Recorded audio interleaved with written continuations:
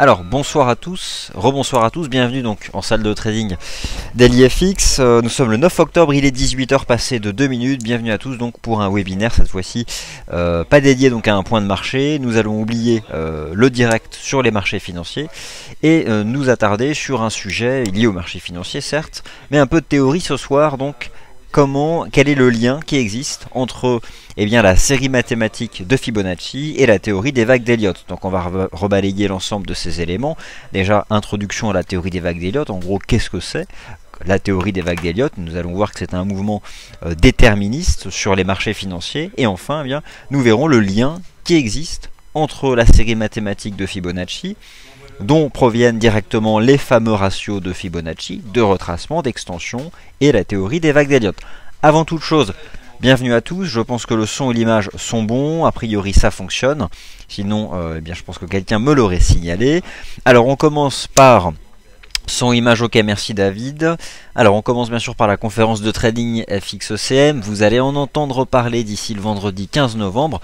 Si vous n'êtes pas au courant de cet événement, vous avez sous les yeux la page qui vous le présente, un événement complet, une série de conférences avec beaucoup d'invités, beaucoup de sujets intéressants, avec un petit déjeuner, un déjeuner, des pauses café, tout est offert dans un lieu mythique, le Palais Brognard, la Bourse de Paris. Pour vous inscrire, c'est tout simple, il suffit de remplir ce formulaire d'inscription, un prénom, un nom, un téléphone, un email, et nous vous attendons donc le 15 novembre de pied ferme à partir de 9 h, et puis à 9 h 30 c'est Jean-Étienne Lenné, professeur d'analyse technique à l'ESGF et en charge du market timing et de nombreux hedge funds, qui prendra la parole. Et si vous vous demandez qui sont tous ces intervenants, si vous les découvrez, vous avez en dessous tout le programme.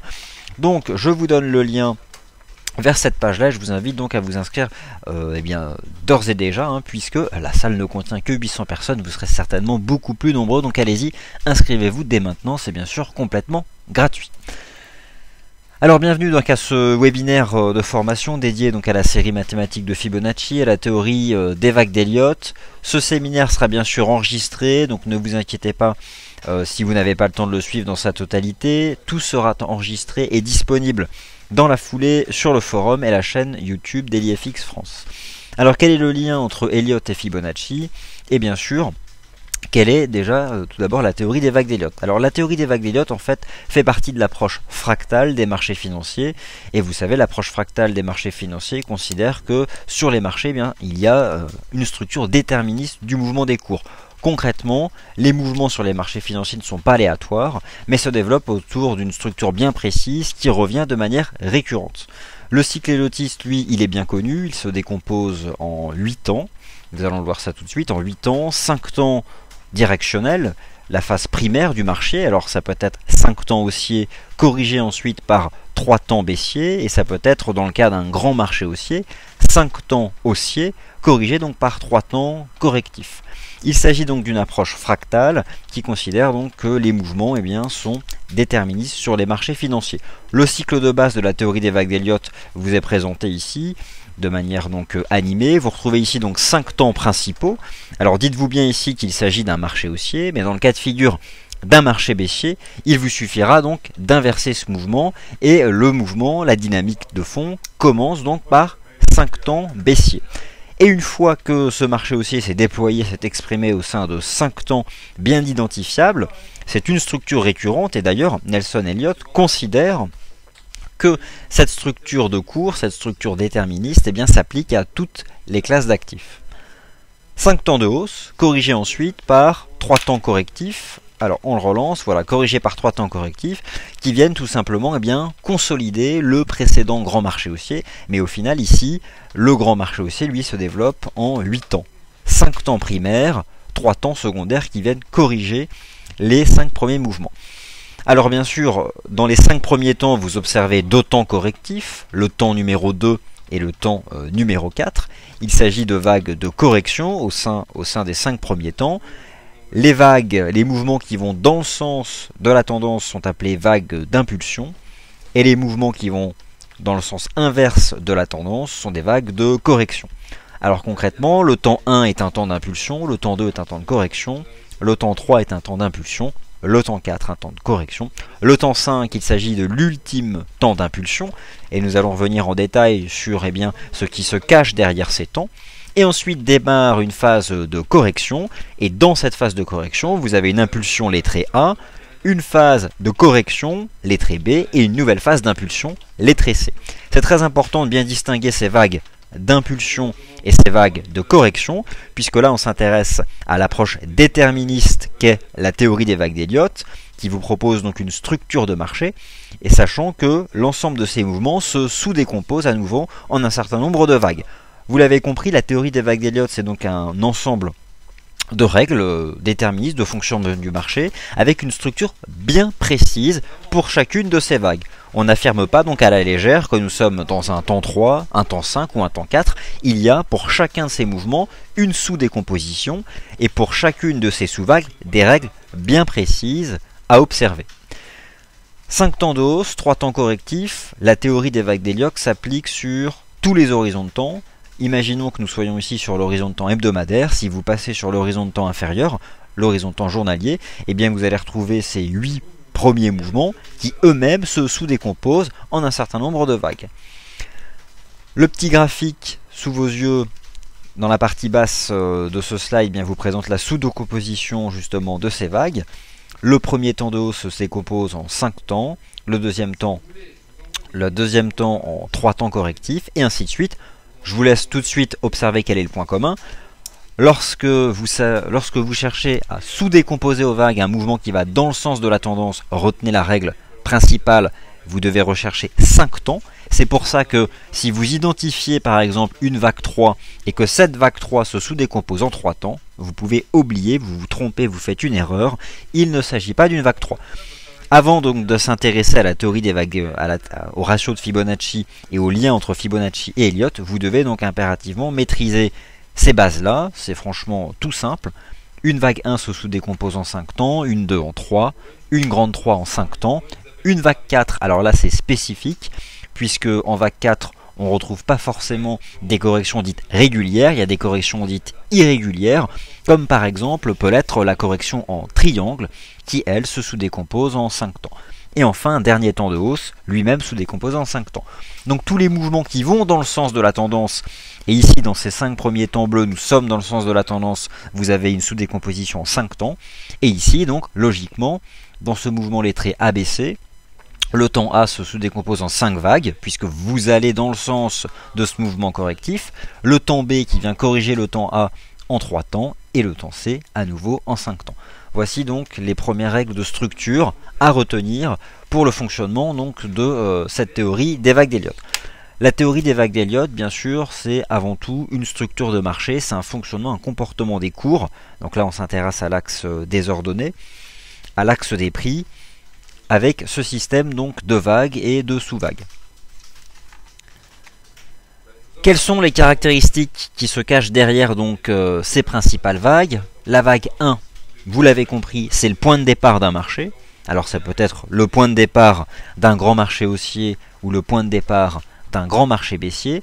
Dans tous les cas de figure, c'est la vague la plus difficile à identifier, puisque clairement pour l'identifier, pour avoir la certitude qu'elle a lieu, il faut qu'on ait déjà commencé la vague 2. Donc dans tous les cas, lorsque vous cherchez à identifier une vague 1, eh bien soit vous êtes après un grand marché qui s'est développé en 8 ans et qui est terminé, on va revenir sur le slide précédent.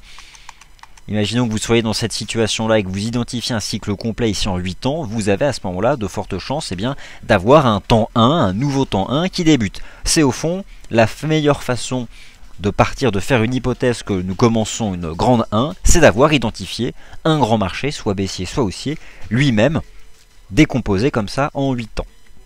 Donc la vague 1 voit les premiers acheteurs se positionner, les précurseurs. Dans cette première phase, le consensus n'est pas encore majoritairement haussier, il est au contraire majoritairement baissier.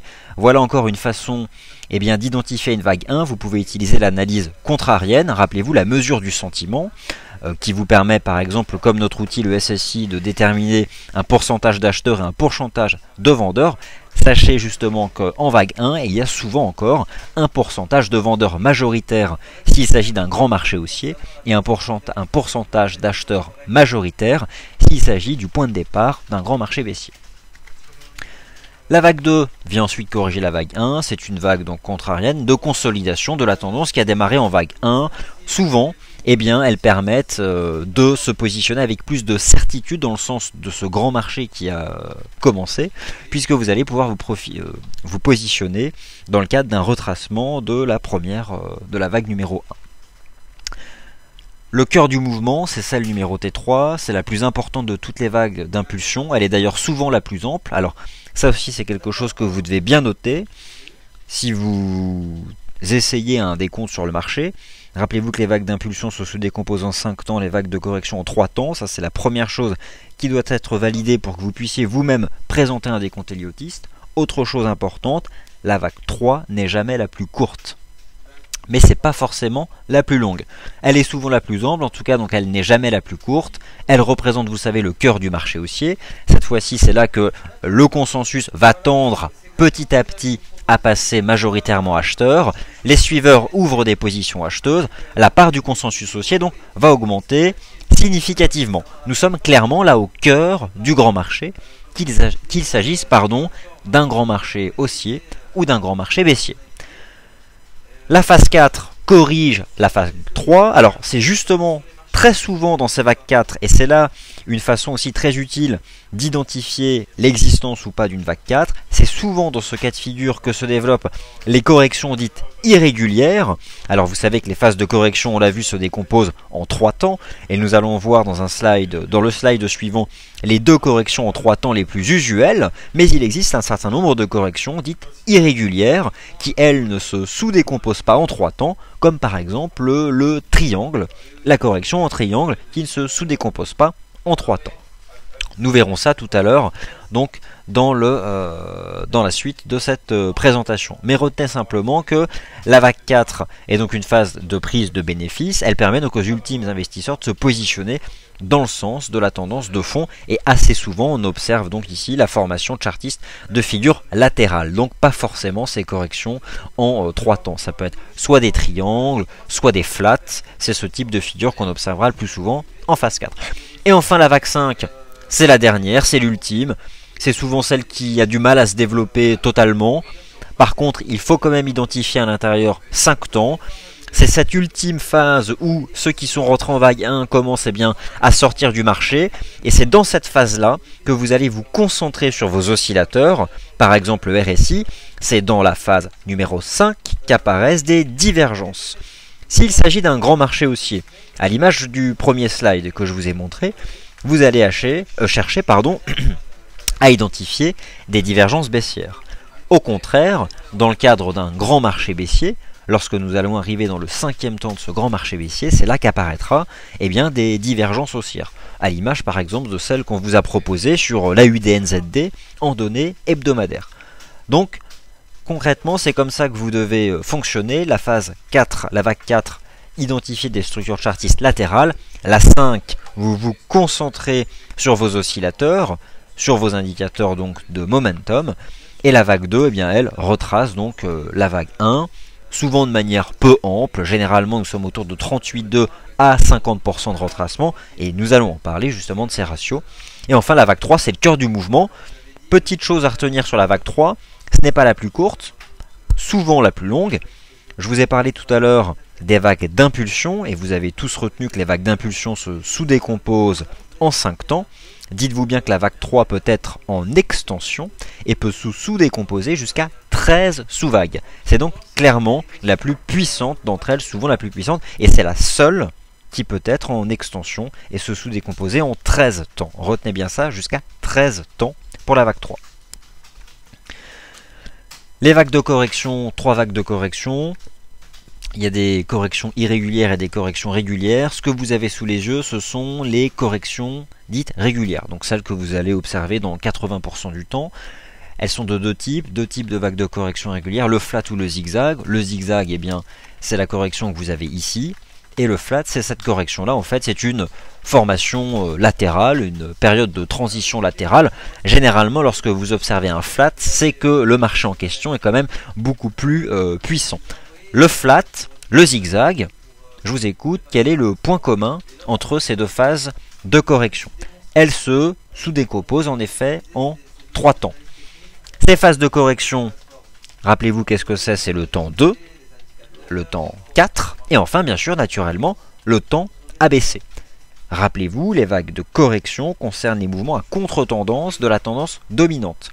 Les vagues qui vont dans le sens de la tendance de marché dominante, c'est 5 temps. Les vagues qui vont à contre-tendance de la tendance dominante du marché, c'est 3 temps, hormis les corrections irrégulières. Deux vagues de structure, puisque là, nous nous concentrons là bien sûr la structure de la théorie des vagues d'Elliott. La théorie des vagues d'Elliott n'est qu'une des approches de l'approche fractale considérant que sur les marchés, eh bien, existent des mouvements déterministes qui se reproduisent de manière récurrente sur l'ensemble des classes d'actifs. La théorie des vagues d'Elliott n'est qu'une de ces approches fractales, en tout cas une des plus célèbres. Deux vagues de correction donc régulières, les traits abaissés, le flat et le zigzag. Alors, qu'est-ce qui permet au fond, eh bien, de distinguer le flat et le zigzag? On dit souvent que la vague A donne le tempo de ces phases de correction. La vague A dans le cas d'un flat se sous-décompose en 3 temps. La vague A dans le cas d'un zigzag se sous-décompose en 5 temps. Et c'est au fond là que c'est très important, puisque si imaginons que vous avez donc confirmation que nous avons terminé une grande 1 et que nous rentrons dans une vague 2 qui va venir corriger donc en 3 temps la vague 1, et qu'au sein de ce premier temps, de ce temps de correctif, vous identifiez par exemple 5 sous-vagues. Nous sommes dans le cas de figure donc d'un zigzag. Et à partir de là, ça vous permettra d'anticiper ce que va construire ensuite ici la suite du marché. Point commun, la vague B est donc en 3 temps. Par contre, la vague C, elle, est toujours en 5 temps. Mais à partir du moment où vous avez identifié la sous-décomposition de cette vague A, vous savez si le marché, et selon cette lecture de la théorie des vagues d'Elliott, vous savez si le marché va nous faire un flat ou un zigzag. Donc si vous avez 3 temps, eh bien, il s'agira clairement donc d'un flat. Et si vous avez une correction ici en 5 temps, il s'agira donc d'un zigzag. Et donc, il y a de fortes chances que le point bas de ce temps correctif soit plus bas que la partie basse de ce point lettré A. C'est donc très important de bien analyser la sous-décomposition et d'agir sur plusieurs horizons de temps. C'est toute la difficulté d'ailleurs de la théorie des vagues d'Elliott. Les horizons de temps sont tous conjugués les uns aux autres. On ne peut pas faire un décompte sans tenir compte de l'horizon de temps supérieur et sans tenir compte de l'horizon de temps inférieur, à partir du moment où chacune de ces vagues se sous-décompose elle-même en un certain nombre de vagues. C'est donc extrêmement difficile et parfois ça peut être un vrai casse-tête de travailler à essayer de proposer des hypothèses de décompte. Dans tous les cas de figure, retenez donc ces règles simples: les vagues d'impulsion en 5 temps, les vagues de correction en 3 temps, les corrections irrégulières, il y en a un certain nombre, retenez simplement la correction irrégulière en triangle, qui elle se sous-décompose en 5 temps. Le triangle, vous savez tous identifier d'un point de vue chartiste. Des corrections irrégulières, il y en a plein. On pourrait en identifier une dizaine. C'est assez rare. Concentrez-vous impérativement sur le travail d'identification du flat ou du zigzag et sur ce qui les différencie. Et retenez que la vague A donne le tempo. Une vague A en 3 temps, c'est un flat. Une vague A en 5 temps, c'est une perspective donc de zigzag. 4 données dominantes peuvent donc être mises en évidence. La vague B, naturellement, toujours en 3 temps. La C, toujours en 5 temps. Et donc la vague A donne le tempo de la correction en indiquant s'il s'agit d'un flat ou d'un zigzag. Et voilà donc la 4e donnée dominante que j'oubliais en fait, qui était dans cette animation. Les vagues A et C ont souvent la même amplitude. Et là, on commence déjà à parler de proportion. C'est vrai que depuis tout à l'heure, on a parlé de structure de marché, on a parlé de sous-vagues, on a bien distingué les vagues d'impulsion des vagues de correction. Vague d'impulsion égale dans le sens de la tendance de fond, 5 temps. Vague de correction égale à contre-tendance de la tendance de fond, 3 temps. Mais au fond, au-delà de cette structure de marché, eh bien, une des originalités de l'approche fractale de la théorie des vagues d'Elliott, c'est que l'ensemble de ces vagues sont liées entre elles par des proportions. Et des proportions mathématiques et des proportions extrêmement récurrentes. C'est là au fond où la théorie des vagues d'Elliott apporte un certain confort puisque ce sont toujours les mêmes règles qui reviennent et qui doivent être appliquées. Dans les corrections en 3 temps, on observe souvent que A égale C, tout simplement l'amplitude, la hauteur en prix, l'amplitude balayée par la A est équivalente très souvent à l'amplitude balayée par la vague C. Et au fond, comment est-ce qu'on travaille ensuite en prévision boursière? Eh bien c'est tout simple, à partir du moment, partons du principe, vous avez identifié une vague A qui va faire 5 temps. Je vous écoute, quel est le réflexe? La vague A fait 5 temps, il s'agit donc, oui, vous l'avez dit, d'un zigzag. Il s'agit d'un zigzag. Donc, on oublie le flat, on tire une croix et on se concentre sur cette figure. Nous en sommes là. 5 temps dans une vague A, et là on vient de faire 5 temps d'une grande 1, on est dans une grande 2, on vient de faire 5 temps correctifs. Vous partez du principe que la A est finie. Point commun des corrections régulières, la B en 3 temps. Vous cherchez donc 3 temps, ici de rebond technique. Une fois que vous avez vos 3 temps, vous arrivez ici au sommet de la B, et c'est là justement que ces règles de proportion vont agir, puisque dans la plupart des cas, et tout ça n'est qu'une question de probabilité, la vague C égale en amplitude la vague A, vous pouvez donc faire une projection de cette amplitude-là au top de la B pour obtenir un point bas théorique de votre vague C. Car encore une fois, la théorie des vagues d'Elliott, l'approche fractale, n'est qu'une approche théorique que vous cherchez ensuite à appliquer au marché en appliquant les règles. Naturellement, ce n'est pas infaillible, c'est qu'une approche que vous devez combiner à vos autres outils d'analyse technique. En tout cas, voilà au fond comment faire le lien entre cette approche fractale et, en tout cas le lien le plus direct entre cette approche fractale et le travail de prévision boursière.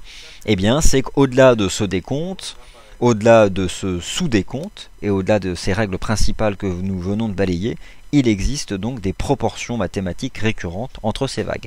Et c'est justement là que se fait le lien entre la série mathématique de Fibonacci et la théorie des vagues d'Elliott. Alors un peu de théorie, la série mathématique de Fibonacci et son lien avec Elliott. Alors d'une part, qu'est-ce que c'est la série mathématique de Fibonacci et comment est-ce qu'on la construit? La série de Fibo, c'est une série de chiffres entiers, donc commençant par 0 et 1. Jusque-là, tout va bien. Les 3 premiers chiffres, au fond, pour la construire, vous avez besoin de connaître que les 2 premiers chiffres, 0 et 1. Vous avez le 0, vous avez le 1, vous savez comment construire cette série de chiffres entiers, puisqu'il s'agit en fait tout simplement d'additionner de manière successive les composantes de cette série. On la construit ensemble, 0, 1, 0 plus 1, ça fait 1 plus 1, 2, 1 plus 2, 3, 2 plus 3, 5, 3 plus 5, 8, 5 plus 8, 13, 8 plus 13, 21, etc. etc. Donc là, c'est la série mathématique de Fibonacci. Ok, très bien. Mais donc, quel est le lien avec la théorie des vagues d'Elliott? Observez bien la structure de cette série mathématique et les proportions qui lient chacun des nombres qui la composent. On va travailler de manière progressive sur cette série. Quelle est la proportion qui lie 0 à 1, ok, 1 à 1, c'est 100%. On est d'accord. 1 à 1, 100%. Ok. 100%, très bien. 1 à 2. 1 représente combien de 2? 1 représente, oui, vous l'avez dit, 50% de 2. Ok, très bien. 2 représente, oui, tout à fait, 2 tiers, 61,8% de 3. 3 représente, oui, vous l'avez dit, 61,8%, à peu de choses près, de 5. 5 représente à nouveau 2 tiers de 8. 8 représente à nouveau 2 tiers de 13. 13 représente à nouveau 61,8% de 21, etc., etc. Premier ratio qu'on a identifié, 50%. Le rapport entre 1 et 2. Ensuite, vous avez donc pu observer que le quotient entre deux nombres entiers consécutifs converge, et je dis bien converge, car n'est pas exactement égal, converge vers 0,618. Ok. Ensuite, on va continuer. Logiquement, si vous multipliez chaque entier par 1,618, vous allez obtenir la valeur du nombre entier suivant. 50%, 61,8%, un ratio multiplicateur de 1,618, et on va continuer. Autre caractéristique intéressante. Si vous élevez 0,618 au carré, qu'est-ce que vous retrouvez? Vous retrouvez 0,382. Et on continue. 0,618 plus 38,2 égale 1, 100%. Le rapport d'ailleurs entre les 2 et 3e chiffres, 1 et 1. Au final, 100%, 50%, 61,8%, 38,2%, 100%. Est-ce que cela ne vous rappelle pas, dans votre plateforme de trading, tout simplement les ratios de Fibonacci? Eh bien au fond, voilà d'où viennent ces fameux ratios de Fibonacci, qu'il s'agisse des ratios de retracement ou des ratios d'extension, et là aussi c'est tout simple. Il s'agit donc des proportions mathématiques, des simples quotients, un numérateur sur un dénominateur, une fraction, qui lie donc les chiffres de cette série mathématique de Fibonacci. Eux-mêmes, les ratios de projection et les ratios d'extension ne sont que des coefficients multiplicateurs. 0,68 c'est un coefficient multiplicateur. C'est un ratio de retracement. Pourquoi? Parce que c'est inférieur à 1. Et les ratios d'extension sont l'ensemble des ratios qui sont supérieurs à 1. La théorie des vagues d'Elliott et Nelson Elliott affirme deux choses. D'une part que les marchés se comportent de manière déterministe avec une structure d'évolution des prix, quel que soit l'actif financier qui évolue par vague, chacune de ces vagues étant elle-même sous-décomposée en un certain nombre de vagues, avec ses règles principales, une vague d'impulsion qui va dans le sens de la tendance 5 temps, une vague de correction qui va à contre-tendance 3 temps, et ce cher Elliott affirme aussi que toutes ces vagues sont liées entre elles par des proportions bien définies, qui correspondent au ratio de proportion qui lie entre eux les nombres entiers de la série mathématique de Fibonacci. Et tout simplement parce que ces ratios qui lient entre eux la série mathématique de Fibonacci sont des ratios, vous savez, qu'on retrouve dans la nature, dans la construction notamment, les grandes constructions à travers le monde, les grands monuments, les grandes œuvres architecturales, les mathématiciens ont été surpris de considérer que très souvent, les proportions tendent justement vers ces ratios, notamment le 61,8. Dans tous les cas de figure, voilà donc le postulat dont est parti Ralph Nelson Elliott pour vous proposer sa théorie des vagues d'Elliott. Donc nous justement on va maintenant se concentrer sur ces ratios de projection et sur ces ratios d'extension. Et maintenant l'idée c'est que on comprend ici les bases de la théorie des vagues d'Elliott, on comprend maintenant comment se construit la série mathématique de Fibonacci, on comprend comment partir de la série mathématique pour obtenir des ratios multiplicateurs. Les ratios multiplicateurs inférieurs à 1 sont des ratios de retracement. Les ratios multiplicateurs supérieurs à 1 sont des ratios d'extension. Et là j'utilise bien les libellés que vous retrouvez sur votre plateforme MarketScope. Lorsque vous allez dans Fibonacci, vous avez les ratios de retracement, ils sont tous inférieurs à 1, compris entre 0 et 1, et les ratios d'extension supérieurs à 1.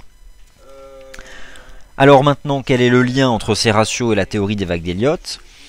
Le lien est tout simple. Concrètement, Ralph Nelson Elliott affirme que il existe des ratios de projection et de retracement usuels qui lient en proportion, donc en amplitude, et là on s'intéresse à l'axe des ordonnées, les vagues les unes entre elles. C'est donc très important de bien comprendre ça. La théorie des vagues d'Elliott vous donne un directionnel de marché et une sous-décomposition. Les ratios de retracement, eux, et de projection vous permettent de faire de la prévision boursière en allant travailler justement sur l'amplitude de ces vagues. Les retracements usuels, concrètement, voilà ce que vous devez retenir, et vous pourrez bien sûr revisualiser l'ensemble de cette formation, puisqu'encore une fois, là je suis en train de l'enregistrer et je la mettrai sur le forum. Et ensuite, je vous ai préparé un tableau de retracement, de ratio de retracement et de projection usuelle, liant les vagues les unes entre elles. Et ça, il s'agit donc d'un travail personnel, un travail de sondage que j'ai fait parmi donc mes collègues analystes techniques pratiquant au jour le jour l'analyse elliottiste, puisque je n'en fais pas partie. Je connais cette méthode, mais je l'utilise quand même de manière assez secondaire. Dans tous les cas de figure, je les ai sondés pour vous proposer donc un tableau synthétique et une échelle qui classe donc en fonction de leur récurrence ces ratios de projection et ces ratios de retracement. Mais concrètement quand même quelques généralités à retenir. Ratio usuel pour la vague 2, assez souvent on observe que la vague 2 va retracer en moyenne 50% de la vague 1. Retracement usuel pour la vague 4. Concrètement, vous avez compris le principe, il s'agit donc de retracer un pourcentage de l'amplitude totale de la vague 3. Quand je parle d'amplitude, je parle de hauteur. Je m'intéresse à l'axe des ordonnées. Le retracement minimum est de 0,236, 23,6% de retracement. C'est un coefficient multiplicateur inférieur à 1, c'est donc un ratio de retracement. Le retracement standard, donc celui qu'on retrouve le plus souvent, c'est 38,2% de retracement de la vague 3.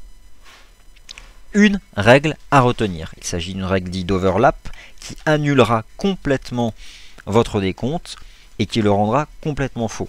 La vague 4 n'enfonce jamais le sommet de la vague 1. Vous ne pouvez absolument pas proposer un décompte si le creux de votre vague 4 en clôture enfonce le top de la vague 1. Ces règles d'overlap, vous ne pouvez pas y échapper. C'est clairement le point commun qu'il y a entre l'ensemble des analystes héliotistes, puisqu'il y a plusieurs lectures de la théorie des vagues d'Elliott. Chacun prend plus ou moins de distance en fonction des maisons d'analyse technique, mais le point commun c'est ça, la 4 n'enfonce jamais le top de la 1. S'il y a bien quelque chose que vous devez noter, c'est ça. Ensuite, la vague 5, elle, se développe, mais là on s'y intéresse pas, puisque là nous parlons des retracements usuels. La 5, vous le savez, eh bien c'est l'ultime mouvement. Et nous raisonnons en projection. Et en projection de quoi? De la 1 ou de la 3. Nous allons voir ça. Retracement usuel pour la vague A. Voilà, vous l'avez compris, il s'agit de retracer un pourcentage de la hauteur totale de la vague 5. Rappelez-vous le schéma directeur que nous avons vu dans le premier slide. Le cas le plus habituel, donc usuel, qui se reproduit le plus souvent, est d'observer un retracement de 61,8% de la 5. Pour la B, il s'agit de retracer un certain pourcentage de l'amplitude de la 4, etc., etc. Et la C, nous raisonnons en extension. Et nous allons maintenant justement travailler sur ces extensions usuelles avant que je vous présente le tableau synthétique que j'ai réalisé donc en sondant un certain nombre d'analystes utilisant la théorie des vagues d'Elliott. Lorsque l'on fait de la prévision boursière, c'est-à-dire que lorsque vous cherchez à anticiper quel pourrait être le point final d'une vague en extension, on parle de T. Alors, la T3, eh bien, c'est lorsque vous avez un temps 1 et un temps 2, et que vous commencez à rentrer dans votre vague 3, et que vous cherchez à anticiper quel pourrait être le point haut de cette vague 3, en allant projeter depuis le creux de la 2, une certaine amplitude de la vague 1, au creux de la 2. Le point de départ de la projection est donc le creux de la vague 2. Les deux cas les plus probables sont qu'une T3, encore une fois une vague 3 théorique, T théorique 3, représente 1,618 et jusqu'à 2,618 d'extension de la vague 1. Donc concrètement, la 3 peut représenter jusqu'à 2,6 fois l'amplitude en prix balayée par la vague 1. Et ne soyez pas surpris, vous l'avez retenu en début de séminaire, la vague 3 est le cœur du marché, soit le marché haussier, soit le marché baissier. C'est là que se développe le mouvement le plus important, et c'est souvent d'ailleurs en vague 3 qu'on observe une sous-décomposition jusqu'à 13 vagues. C'est un peu un cas particulier des vagues d'impulsion, elles sont toutes en 5 temps, sauf la 3 qui peut aller jusqu'à 13 temps. Pour la 5, elle c'est en 5 temps, T5, anticipation théorique de ce que pourrait être la vague 5, on parle donc d'une T5. Le point de départ de la projection est donc le creux de la vague 4. Les deux possibilités les plus fréquentes sont la projection de 0,618, et là c'est vraiment important à retenir, puisqu'autant on le sait, le creux de la 4 enfonce jamais le top de la 1 en clôture, et si vous avez bien une projection à retenir, qui au fond fait presque cas d'école entre toutes les maisons d'analyse technique, les bureaux de recherche qui pratiquent la théorie des vagues d'Elliott, il y a vraiment un ratio qu'ils utilisent tous, c'est impressionnant. Et vous allez le voir, j'ai mis la bonne échelle qu'il fallait dans mon tableau de projection. 0,618 du creux de la 1 au sommet de la 3, et en partant d'où? Du creux de la... Oui, de la 4. Bon, de toute façon, tous ces slides sont disponibles en vidéo, vous allez pouvoir les relire tranquillement, ne vous inquiétez pas. Dans tous les cas de figure, une T5, une vague 5 théorique, aura donc son sommet. Vous allez prendre le point de départ du mouvement 1, le point haut de la 3, et vous allez utiliser sur votre plateforme le ratio d'extension, prendre l'amplitude totale et aller appliquer le point de départ au creux de la vague 4. Projection usuelle pour une C, encore une fois, rappelez-vous, le A égale C. Voici donc encore une règle majeure à retenir. Au fond, j'en retiendrai 3. Le creux de la 4. Si jamais je devais citer 3 règles vraiment imparables, ou en tout cas qui font presque consensus au sein des analyses techniques héliotistes, A égale C. La C, une TC, vague théorique, correspond souvent au creux ou au top de la B à l'amplitude de la A. A égale C. Une T5 correspond souvent à 0,618 de l'amplitude balayée du creux de la 1 au top de la 3. Et enfin, jamais le creux de la 4 n'enfonce en clôture le top de la 1. Alors voilà donc le fameux tableau de synthèse que je vous propose, que j'ai construit, et qui est bien sûr complètement public et que je vous invite à utiliser. Et j'ai essayé de mettre en vert ce qui me semble être dominant dans les ratios de projection et de retracement. Alors je vais le laisser suffisamment longtemps, sachant que je l'avais aussi de toute façon posté dans le forum. Et d'ailleurs il se trouve dans le forum, lorsque vous allez dans la rubrique ressources éducatives, sélection des sélection de l'IFX, vous allez ensuite dans la librairie éducative, et là vous avez donc cet article qui est posté avec le lien. Dans tous les cas de figure, je laisse là le slide suffisamment longtemps, puisque comme ça vous pourrez bien l'imprimer chez vous, ou en tout cas prendre des notes.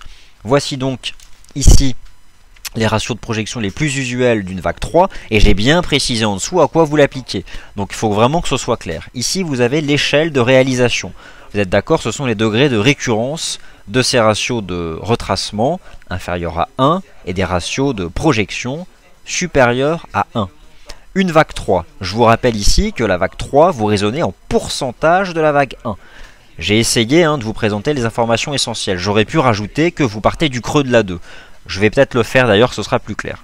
Mais concrètement, c'est comme ça que ça marche. La 3, c'est une projection de la 1 au creux de la 2. Voilà, vous ajoutez ici au creux de la 2. Et donc, le plus souvent, la 3 représente, en théorie, 1,618 de la hauteur de la 1 au creux de la 2. La vague 5. La vague 5, c'est plusieurs cas de figure. Ça peut être une extension de la 1. Ça peut être une extension de la hauteur totale balayée du creux de la 1 au top de la 3. Et ça peut être, comme indiqué ici, et vous l'avez retenu tout à l'heure, 0,618 du creux de la 1 au top de la 3. Et là, vous le rajoutez, parce que j'ai oublié de le mettre, à chaque fois, vous partez du creux de la 4. Donc ici, vague 3, pourcentage de la 1 au creux de la 2. Vague 5, un certain pourcentage, soit de la 1, soit de la hauteur totale balayée de la 1 à la 3, soit uniquement de la hauteur de la 3. Point commun, vous partez du creux de la 4. Donc vous ajoutez ici, vous partez du creux de la 4. La vague C, c'est une projection de la A. De manière générale, le plus souvent le A égale C. Voilà donc le A égale C. Et le A égale C, c'est tout simplement une vague C qui en amplitude reproduit la hauteur de la A en partant du top de la B ou du creux de la B, en fonction s'il s'agit d'un grand marché haussier ou d'un grand marché baissier. Mais donc vous partez ici du point saillant de la B. Donc c'est à partir du top ou du creux de la B. La vague B retrace la vague A. Et ce que je vous invite à faire d'ailleurs, c'est de superposer chez vous ce tableau synthétique des ratios et le premier slide que je vous ai proposé en 8 temps. Rappelez-vous, les 5 temps de hausse et les 3 temps correctifs, ce sera peut-être plus clair. Et d'ailleurs, quand je vais améliorer cette présentation et la complexifier, puisque j'en prépare une seconde sur les vagues irrégulières cette fois-ci, et puis une troisième sur une application directe au marché, l'idée en fait ici, c'est que vous ayez sous les yeux à la fois ce tableau synthétique des ratios, et en même temps ici, mettez-vous le cycle de base, 5 temps de hausse, 3 temps correctifs, pour voir concrètement comment ça s'applique ensuite. Bon, la vague 2 en pourcentage de la 1, ça c'est tout simple, vous prenez votre ratio de retracement de Fibonacci, le plus souvent c'est 61,8, et ensuite la vague 4 retrace en pourcentage la 3. Pourquoi au fond on observe souvent que la 4 ne retrace que 38,2 de la 3, c'est parce que c'est très souvent dans ce type de marché que se développent des consolidations, des vagues irrégulières latérales, notamment des figures chartistes, et très souvent on retrouvera le triangle en vague 4. Ça c'est encore une règle importante que vous pouvez retenir, c'est souvent en 4 que se développe donc le triangle. Donc celui-là vous pourrez l'imprimer, et puis de toute façon vous l'avez, puisque concrètement la vidéo, vous m'accordez ensuite à peu près une dizaine de minutes et elle sera chargée sur la page YouTube DailyFX France. Et ensuite, pour retrouver cette vidéo, je vais vous montrer comment la retrouver tout simplement. Vous allez ici sur le site. Donc dans le forum, on va le réouvrir. À peu près vers 19h30, je pense qu'elle se trouvera là. Vous allez ici dans ressources éducatives, se perfectionner en vidéo.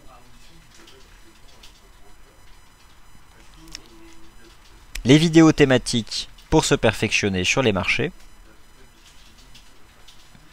Vous arrivez ici sur le plan des vidéos thématiques pour se perfectionner sur les marchés. Et je vais donc l'ajouter ici, rubrique B, analyse chartiste et technique. Elle sera donc ici, vidéo, Fibonacci et Elliott. Voici donc comment la retrouver. Je vous donne d'ailleurs le lien de cette page, comme ça vous l'aurez. Et concrètement, eh bien, j'essaye chaque jour de rajouter donc des vidéos à cette page sur le forum. Merci à tous d'avoir assisté donc à ce webinaire éducatif. Il est donc enregistré. Il sera donc reproduit de manière récurrente. Maintenant qu'il est enregistré, la prochaine fois, ce sera essentiellement pour des phases de questions-réponses. Et puis viendra donc un webinaire niveau 2, centré sur la partie des vagues dites irrégulières. Et enfin, un troisième type de webinaire sera ouvert pour une application directe au marché sur les actifs de votre choix. Merci à tous d'avoir été attentifs tout au long de cette journée, d'avoir supporté ma voix donc dans ces 3 séances en salle de trading. Pour ma part, je vous souhaite donc une excellente soirée.